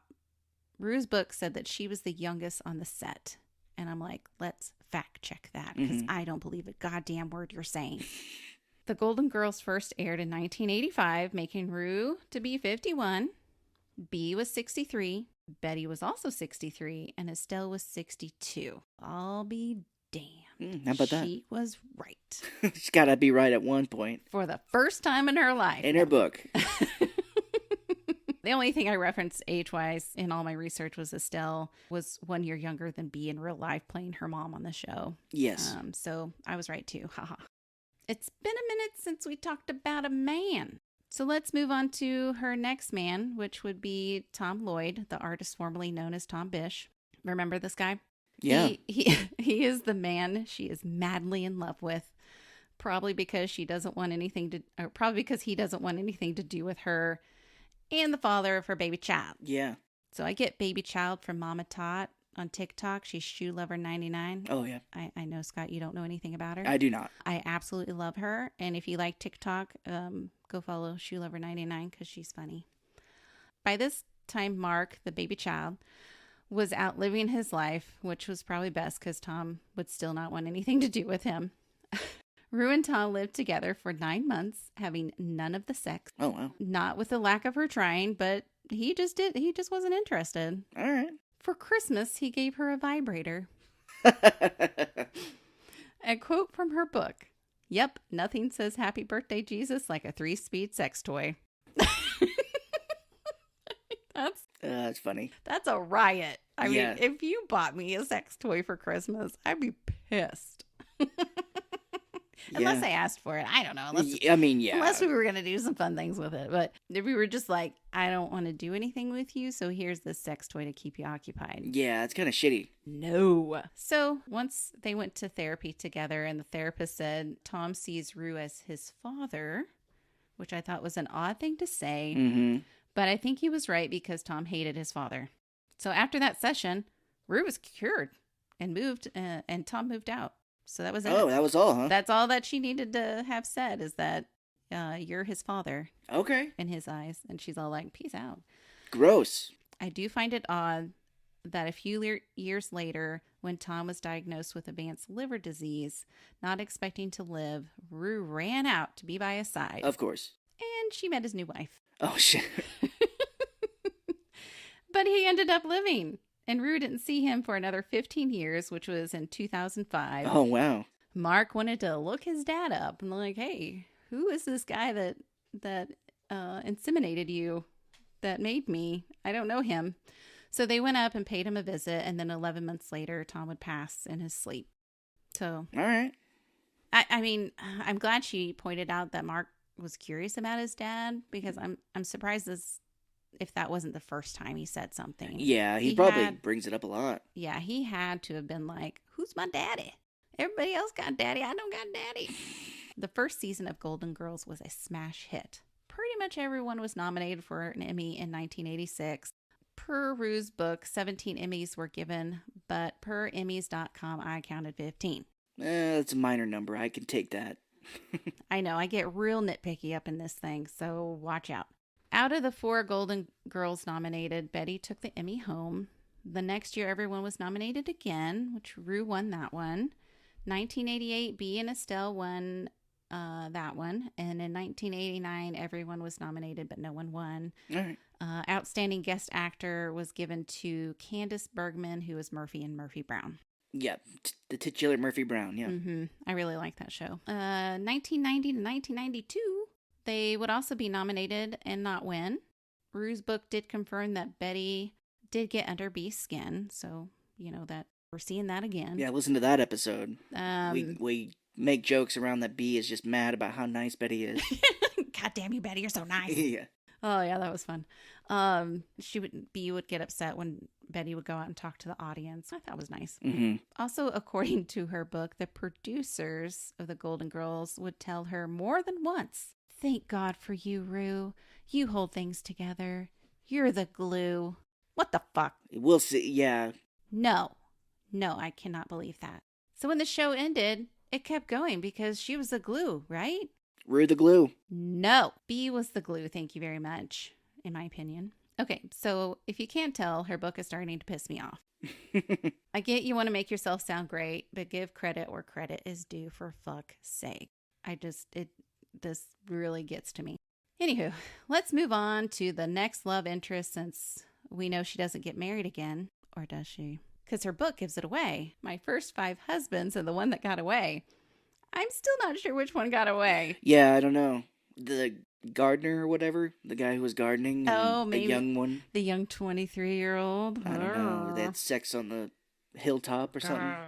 So Rue got a call from her friend who had a father they wanted to fix her up with. Oh, Jesus. This would be George Steinmetz, a Beverly Hills psychiatrist. I don't think they wanted to fix her up to date him, but maybe get some psych meds. That's funny. They dated for about 3 weeks before having sex. Again, not because Rue didn't want to, but because he didn't want to. Yeah. At least she respected their decision on that. According to her fuck quality scale, he rated off the charts. There's that. What is the point? I don't. It seems like everybody nails it. Why they nail her? Yeah. The Golden Girls was invited to a command performance in London held by the Queen Elizabeth II. All right. The Queen was a big fan, and it's sad to hear about her recent passing. Before this, she and Gregory had lived together, went to therapy, and eventually broke up. She still took Gregory to this event since she had already invited him. Mm. The whole time there, he tried to get her to reconsider marrying him because he did propose. I don't know if I said that. I just don't understand how she jumps into marriage with some, but not in others. I don't know. Like, what's the deal with that? Because, The differences. Mark has grown, so maybe she's like, it's okay now? I guess. I don't know. I don't need a man. So Rue started her own clothing line, which was on QVC called A Touch of Rue. I looked at some of them. Yeah, how bad? It matches her age. Old lady? Yeah. I could smell the mothballs. Is it like pantsuits and stuff? Because didn't she wear those on Golden Girls? It was just very bold. I guess a lot of color. But she hated this because there was a power struggle with QVC. It lasted 3 years and she gave her notice. She vowed to never do that again, even though she won an award for her clothing design. So I couldn't confirm or disprove that she got an award. Yeah. But she did say she got an award. Could be true. That could be her book title. Could be true. Title your sex tape. Around this time in 1990, she was in a film called Modern Love. It was written and directed by Robbie Benson, whose real-life wife and child played his real wife and child in the movie. Oh, wow. I thought that was so cute. I couldn't not talk about it. It really isn't fitting anywhere, but I just wanted to say it. Around the early 80s, Rue and Norman Hartwig, husband number 2, they'd been writing a play together. By the end of the 80s, it was ready to go. The play was called Oedipus Schmedipus, As Long as You Love Your Mother, and it opened in 1991. So before I tear Rue's book apart, let's talk about this play. I'm sure Scott will jump in because he knows a little bit about Greek mythology. Per Greek mythology, Oedipus killed his father and married his mother. Mm-hmm. The Oedipus complex, per Freudian theory, is when a young child around the age of 4 has sexual desire for the parent of the opposite sex, and they wish to exclude the parent of the same sex. Oedipus Schmedipus is an old Jewish joke. Oh, yeah. A doctor diagnosed a mother's son with Oedipus complex, and the mother said, Oedipus Schmedipus. However, I can't do a Jewish accent. As far as Rue's play goes, I couldn't find what it was about. Oh, really? I couldn't find anything. So if you know, or if you find anything, listeners, please let me know, because this killed me. I'm like, I need to find more about this play. What is it about? Is it about, the kid, getting it on? Killing his dad and getting it on with Rue? I don't know. And per her book, she spells Schmedipus wrong, but I'm just going to let that go, I guess. And I did search both spellings and still just couldn't find anything. Oh, yeah. But per her book, Norman Hartwig was in this play from the start to ending. However, she did an interview with New York Times and said that Norman Hartwig bowed out, and that's when the play went through more rewrites than a high school term paper. Jesus, people, this is why I'm not liking Rue. Right. What the actual fuck can you believe coming from this lady's mouth? I don't know. She writes one thing in her book and then says a different thing in an interview. So per her book, her and Norman was driving home after the play ended, and Rue said, I think we pulled it off. And when Norman said, you pulled it off. You're just making it about her. God damn it. God damn it. Okay. Moving on. We are now at the time that B calls it quits with the Golden Girls, which was around 1991. The last episode aired in 1992. Rue bragged about her performance in the last episode, but I'm just going to let that go. See, I can be the bigger person. Yes. So this is when the Golden Palace starts, which in Rue's book, she stated candidly, it doesn't sound hot to me. I think we should get a new roommate to replace Dorothy. And this I can get behind. But as we know, the Golden Palace lasted for one season and then CBS canceled it. Rue was in a play in Vienna, Australia called Lettuce and Lovage. Lettuce and Lovage. So she got to spend some time in Australia, which I'm super jealous about because I would love to go to Australia. Mm-hmm. She played a guide in an English museum leading tour groups through a long, boring history lesson until she decided to spice it up a bit and over-exaggerate the history. Go figure, kind of what she's doing in her own book. Exactly. Around 1993, Tom Keel came back into the picture, inviting Rue to a friend's B&B in New Jersey. Tom Keel was the old high school boyfriend she flew to Texas snatched up after he was divorced, making him husband number 5. Supposedly, Tom talked about a lady he was in love with that didn't want to be exclusive.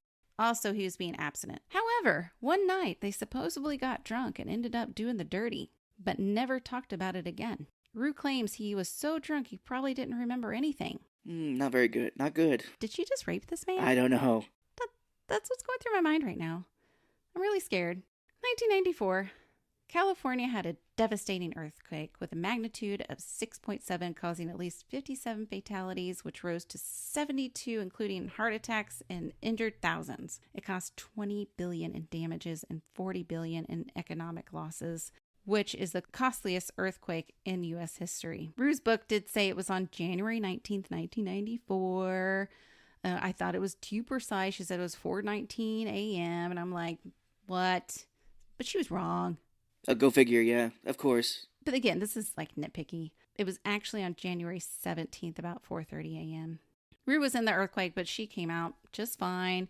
She went over and checked on Norman Hartwig because, he's paraplegic. He was fine. That April, Norman Hartwig did come down with the flu. At the same time, Rue went to Texas to help Mark, her son, if you remember who he is. Who?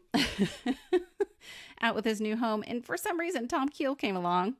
I didn't quite understand all that. That's strange. But a little time had passed when Rue received a call letting her know that Norman Hartwig had passed. They think it was from dehydration. Oh, God, that's awful. Yeah, it would have been from the flu. She was in a play called Millions of Miles, where she met, per her book, a good-looking dude, thick, wavy brown hair, big hazel eyes, full lips, quick to smile. I'm going to throw up. Yeah, I think this might be the one, though. Well, she was married 5 times, remember? This man was Morrow Wilson, who was a fan of Rue and ended up helping her with her lines and being by her side through breast cancer. So yes, here's where we get to that.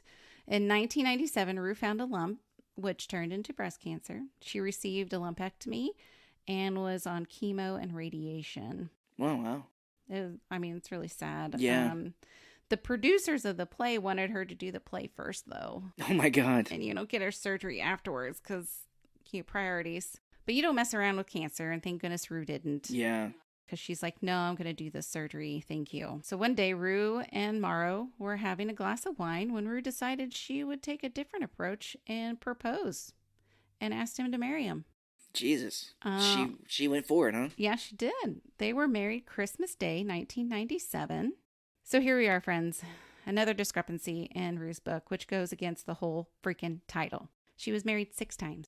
Tom Bish, Norman Hartwig, Peter DeMeo, Greek Gus Fisher, Tom Keel, and now Morrow Wilson. And she doesn't go into who got away, huh? Mm-mm. Very strange. I know. Unless she didn't count the Greek, because it seems that was the most traumatic marriage. Maybe her son got away. She's like, I had a son, but he got away. I never really had a son. Or it could have been Norman Hartwig since, technically they weren't married because she was already married to Tom Bish. Again, this is getting a little soap opera-y. Yeah. So hold tight. Her book is ending, but we still have a little bit of Rue's life left. Rue would go on acting in several movies and being a guest on several TV series. The only one that stood out was the TV series Sordid Lives, which was a prequel to the film of the same name. The series focused on the exploits of an eccentric Texan family, which was only one series of 12 episodes that was shot in Shreveport, Louisiana. And it was from November 28th, 2007 to January 27th, 2008. Those dates are important. That's why I say them. In an interview in 2008, Rue would say Shreveport was a redneck town that didn't have good accommodations. Oh my God. So she had to stay in a trailer. Wow. Very shitty. That is fucked up to say, but there's so many fucked up things in here. She was recovering from knee replacement surgery that she had 6 months prior to the starting of this. So, I mean, it could be difficult because most trailers do have stairs. Maybe that's why she was a little bit. Yeah, it could be. In the same interview, Rue would give credit to her husband, Morrow, for her breast cancer recovery that she had made. And it had been about 10 years she'd been with the same man. How crazy. That is insane. That's got to be a record. If you listen to the Estelle Getty Celebrity Spotlight, you'll recall that none of the Golden Girls went to her funeral. Mm-hmm. Rue said it was because she couldn't fly due to surgery. And I was thinking, okay, well, it's probably when she had her knee surgery, right? No. Her knee surgery was 6 months before filming Sordid Lives, which, again, would have been April 2007. Estelle passed away July 22nd, 2008. Oh, wow. I'm calling this excuse bullshit. Yeah, it sounds like it for sure. Why not just say it how it is? You know, Estelle had literally lost her mind, and you may have already processed her passing while she was alive, and then you didn't want to go to the funeral and bring it all up again. Yeah. That's what it was. I mean, I'm just going to call it. She just can't admit her wrongdoings or can't admit what things that are wrong with her, maybe. Or that people might frown upon. Which, yeah. I mean, Jesus. If you're afraid of that, don't fucking talk about your sex life. So. That she's proud of. Sometime early in November 2009, Rue went to her doctor for a routine physical exam, and the doctor found that she had an irregular heartbeat and advised her to go to the hospital. The next day, she ended up having heart bypass surgery, which went well, and she seemed to recover nicely. She was supposed to have a tribute to her on November 14th in San Francisco. However, it had been canceled because of the strict orders from Rue's doctor saying to stay in the hospital on bed rest. All right. So Rue told New York Times, "Trust me, I'd rather be in San Francisco having fun and being adored by all of you." And I believe that. Yeah, that's true. 100%, yes. Weeks after her bypass surgery, Rue collapsed in the hospital, and they found that she had a blood clot in her brain, oh, God. which is a stroke. Unfortunately, Rue had devastating side effects from the stroke. I couldn't pinpoint exactly when, but sometime around here is when she legally separated from her husband, Morrow. Oh, why? Did it say? No, I'm not sure why. She's going through all this shit and gets separated. I know. He seemed to keep up with her and her health conditions and reported what he could. In early January, he reported to the American Globe magazine on how bad Rue's health really was. She can understand what you're saying in conversation, but still has trouble speaking. Her speech is slower than it once was, and she hasn't completely recovered on her right side of her body. She's going to require a lot of physical therapy and speech therapy. Morrow offered to stay with her during recovery, but Rue doesn't even want to see him anymore. Oh, wow. Yeah, he seemed heartbroken and admitted even before her bypass surgery they had talked about separation. All right, I see. It seems like something in the works, but I mean, if I had health problems, I'd be like clinging on to all of my loved ones. But again, that's me. Rue was expected to be released from the hospital, and at the end of January 2010, Rue would receive around-the-clock care at home along with all kinds of therapy. There was hope that she would make a full recovery. Unfortunately, she would find herself back in New York Hospital in June 2010. On June 3rd, Rue suffered a massive stroke and passed away. Rue loved to be adored and be in the spotlight. I can't say that I adore her, but she is still in the celebrity spotlight. And I believe either good or bad, she would get some satisfaction knowing that she was being talked about. Oh, yeah, she would really have liked that. Yes. The end. Thanks for hanging with me through all of that. I know it was long, but I wanted to give you everything I had. And I gave you all of it. So next time doing Betty White, right? Yes, next up is Betty White. I promise not to make her as long. Unless she's a liar. Right, unless I get real pissed and then you're going to hear everything. No, I don't want to spend months again on research. Yeah, but anyway, thank you guys for listening. We appreciate everybody so much. You can follow us on Instagram. We appreciate if you rate us on any of the social media platforms and just help us get our name out there. Yes, that would be very much appreciated. Thank you, guys.